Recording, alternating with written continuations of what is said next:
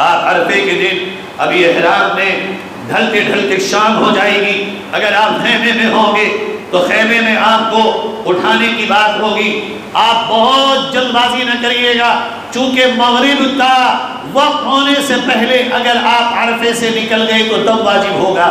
نہ بارڈر پہ جا کے کھڑے ہوئیے گا، اپنے آرام سے بیٹھے رہیے اور آخری وقت تک دعاؤں میں مشغول رہیے، اپنا سامان ذرا 20-25 منٹ پہلے پیک کر لیجئے۔ دو راستے ہوں گے آپ کے پاس، اگر آپ معلم کے ساتھ گئے ہیں ہو سکتا ہے واپس میں آپ کو میٹرو ٹرین ملے، اور اگر آپ پیدل گئے ہیں تو پیدل کے تو راجا ہیں آپ، جس طرف اور جتنا چاہیں اور جب چاہیں اٹھ کے چل دیں، آپ کوئی ہے ہی نہیں پوچھنے والا۔ لیکن اگر بزرگ ہیں، معذور ہیں،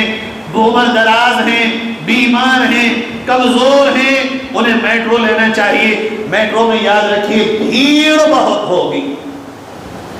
آپ اگر جلدی جا کے میٹرو کی لائن میں لگ جائیں گے 4 گھنٹے بھی ہو سکتے ہیں، اس لیے جلدی نہ لگیے، سورج غروب ہونے دیجیے۔ ایک آدمی دیکھ کر کے آئے کہ لائن کتنی ہے، ذرا گھنٹہ بھر گزر جائے تو پھر آہستہ آہستہ بیٹھتے بیٹھتے جائیے، اپنے بزرگوں کو لے کر میٹرو میں چڑھ جائیے۔ میٹرو لے کر کے آپ کو مزدلفہ جائے گی۔ جیسے آج کا دن بہت اہم تھا، دن میں آپ کا 9 تاریخ کو ایک فرض ادا ہوا، آج رات کو آپ ایک واجب ادا کریں گے اور آپ مزدلفہ پہنچیں گے۔ مزدلفہ یہ ایک میدان ہے، ایسے عرفات کے میدان سے چھوٹا، یہاں اگر میٹرو سے گئے تو اتر کے آپ یہ پوچھ لیجئے، یا پڑھے لکھے لوگ اگر عربی جاننے والے کوئی ہوں تو ان سے کہیے پڑھ کے بتاؤ مزدلفہ کی حدود کے اندر ہم آ گئے یا نہیں آ گئے۔ اگر آپ مزدلفہ کی حدود کے اندر آ گئے، جہاں چاہے اپنا پڑاؤ ڈال دیجئے، چادر بچھائیے، فوراً اپنے سامان کو رکھیے، اور آپ کو مغرب اور عشاء دونوں نمازیں مزدلفہ میں پڑھنا ہے، راستے میں نہیں پڑھنا ہے، عرفات میں نہیں پڑھنا ہے، بلکہ مزدلفہ میں آ کے دونوں نمازیں پڑھنا ہے۔ بات اصل میں یہ ہے، حج انسان کی عاشقی کا عمل ہے، اپنی مرضی کا کچھ ہے ہی نہیں۔ اللہ نے کہا ظہر اثر ایک ساتھ عرفات میں پڑھو، پڑھ لی اللہ نے کہا مغرب عشاء ایک ساتھ مزدلفہ میں پڑھو، یا اللہ پڑھ لیں گے، ہمارا نہیں، تیرے غلام ہیں ہم۔ اب آنے کے بعد پہلے جگہ تلاش کیجئے، جگہ تلاش کر کے جہاں جگہ ملے، روڈوں پر لوگ لیٹے ہوں گے، ٹیلوں پر لیٹے ہوں گے، فٹ پاتھوں پر لیٹے ہوں گے، جہاں جگہ ملے اپنی چادریں بچھا دیجئے، چادریں بچھا کے سامان رکھیے، 2 جگہ اپنے آپ کو تقسیم کر لیجئے، ایک آپ کا ٹولہ جائے وضو کر کے آئے، دوسرا ٹولہ جائے وضو کر کے آئے، اور پھر جماعت کے ساتھ دونوں نمازیں یکے بعد دیگرے ایک اذان اور 2 تکبیروں سے پڑھیے۔ دونوں نمازیں پڑھنے کے بعد ابھی ایک اور کام کریے، اگر آپ کی ہمت ساتھ دے، میٹرو سے آئیں تو زیادہ تھکان نہیں ہوگی، اور اگر میٹرو سے نہیں آئیں پیدل آئیں تو تھوڑی تھکان ہوگی، چاہے آرام کر لیں۔ میری رائے یہ ہے آرام کرنے سے پہلے آپ اپنے قافلے کے چند لوگوں کو چن لیجئے، وہ جائیں اور جا کر کے کنکریاں لے کر کے اکٹھی کر کے آ جائیں۔ مزدلفہ سے کنکریاں لینا یہ نبی کی سنت ہے، آپ نے مزدلفہ کے میدان سے ہی کنکریوں کو چنا تھا، ذرا چنے کے برابر کنکریاں ہوں گی، اور اللہ ہی جانتا ہے، عجیب اللہ کا معجزہ ہے، لاکھوں لوگ کنکریاں وہاں سے اٹھا، خدا جانے کہاں سے آ جاتی ہیں، ختم ہی نہیں ہوتی۔ جائیے اور جا کے وہاں کنکریاں چنیے، آپ کو کنکریاں ویسے تو تقریباً 21 دونی 42 اور 42 7 49، ویسے تو 49 چاہیے ہوں گی، لیکن گرنے کا بھی خطرہ ہے، 49 ہی چاہیے، ہو سکتا ہے ایک آدھ گم ہو جائے، تو 56 یا 60 کنکریاں لے لیں، یا 59 لے لیں، 10 فالتو لے لیں، اور ہر شخص کنکریاں لے کر کے 7 کو الگ کر لے، باقی کو ایک جگہ کر لے۔ 7 کنکریوں کو الگ کسی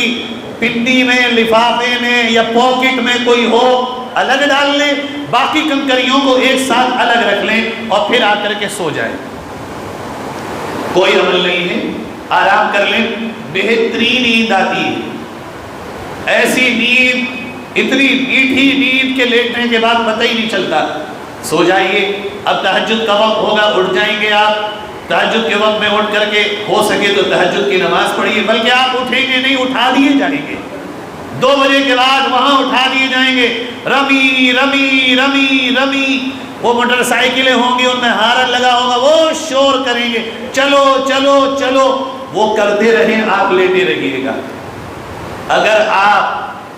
فجر سے پہلے مزدلفہ سے نکل گئے ایک دم آپ پہ واجب ہو جائے گا، چونکہ مزدلفہ میں فجر کے وقت کے شروع ہونے کے بعد چند منٹ کو اللہ کی یاد میں بیٹھنا واجب ہے، جس کو کہتے ہیں وقوف عرفہ، وقوف مزدلفہ۔ اب آپ تہجد کی نماز پڑھ لیجئے۔ پانی کا مسئلہ یہ ہے کہ تھوڑا سا دور دراز پہ پانی ہوگا، وہاں ہر جگہ پانی نہیں ہوگا۔ وہاں مسجد مشعر حرام ہے، وہاں تک پہنچ سکتے ہو پہنچ جائیے، نہیں پہنچ سکتے ہو کوئی مسئلہ نہیں ہے۔ لیکن آپ کے لیے ایک بڑا اچھا معاملہ ہے، بڑی خوشخبری یہ ہے کہ آدھے سے زیادہ مزدلفہ تہجد کے وقت تک خالی ہو چکا ہوگا۔ سوڈانی، افریقن اور چائنیز اور یہ تمام لوگ رات میں روانہ ہو جائیں گے، اس لیے جب آپ اٹھیں گے تو مزدلفہ آدھے سے زیادہ خالی ملے گا آپ کو۔ پانی میں بھی بھیڑ نہیں، باتھ روم میں بھیڑ نہیں، اور ہم لوگ جب مسجد کی طرف گئے تھے تو وہاں بھی بھیڑ نہیں تھی، ساری قالینیں خالی پڑی ہوئی تھی۔ وہاں آپ گئے، جا کر کے وضو کیا، آپ بھی جائیے وضو کریے، تہجد پڑھیے، اور جب فجر کی نماز کا وقت ہو جماعت سے مل جائے جماعت سے، ورنہ اپنی جماعت کیجئے۔ اور اللہ کے واسطے ہاتھ جوڑ کے آپ سے کہتا ہوں، یہ مت کہیے گا کہ میں اس کے پیچھے نہیں پڑھوں گا اور اس کے پیچھے نہیں پڑھوں گا، بلکہ یوں اپنے قافلے میں جو سب سے اچھا قرآن پڑھنے والا عالم ہو، قاری ہو، حافظ ہو، اس کے پیچھے نماز پڑھنے کی عادت ڈالیے۔ میں بڑے دکھے دل سے آپ سے کہتا ہوں، ہمارے خیمے میں تو دونوں مرتبہ ایسا نہیں ہوا، لیکن مجھے جا کے بازار تک کئی خیموں میں بیان کرنا پڑا اس پر۔ لوگوں نے کہا جی یہ امام فلاں فرقے کا ہم اس کے پیچھے نہیں پڑھیں گے، نہ یہ امام فلاں فرقے کا ہم اس کے پیچھے نہیں پڑھیں گے۔ میں نے ان سے ہاتھ جوڑ جوڑ کے کہا، آج تو کم سے کم ان چیزوں کو نہ کرو، آج تو مان جاؤ، اگر تم نہیں پڑھتے تو تم پڑھ لو۔ اللہ نے حج میں جھگڑے کو منع کیا تھا، قرآن میں منع کیا تھا، نبی نے حدیث میں منع کیا تھا، تم آج بھی جھگڑا کرنے لگے، آج بھی تم یہ اختلاف کرنے لگے۔ اگر یہ والا نہیں پڑھتا تو اس کے والے کو کھڑا کر کے پڑھا دو، مگر وہاں اختلاف مت کرنا، خدا کا واسطہ۔ اگر وہاں ان چکروں میں پڑ گئے تو ہو سکتا ہے حج کی قبولیت سے محروم ہو جائیں۔ جو اچھا ہو، شرع والا ہو، اس کی ایک مشت داڑھی ہو کم سے کم، اور جتنا اچھے سے اچھا قرآن پڑھنے والا ہو، ڈھونڈ کر کے اس سے نماز پڑھوا لیجئے۔ جماعت کی نماز فجر کی پڑھ لیجئے اول وقت میں، اور نماز پڑھنے کے بعد علماء لکھتے ہیں تقریباً 20 منٹ اللہ کے ذکر میں آنکھیں بند کر کے بیٹھ جائیے، 10 منٹ بیٹھ جائیے، ورنہ 20 منٹ کو افضل لکھا ہے کم سے کم، اور اللہ کی یاد میں مشغول ہو جائیے۔ جب 20 منٹ آپ کے مکمل ہوں، زیادہ بھی ہو سکتے ہیں، لیکن سورج نکلنے سے پہلے، سورج نکلنے کے بعد وقوف نہیں ہوگا۔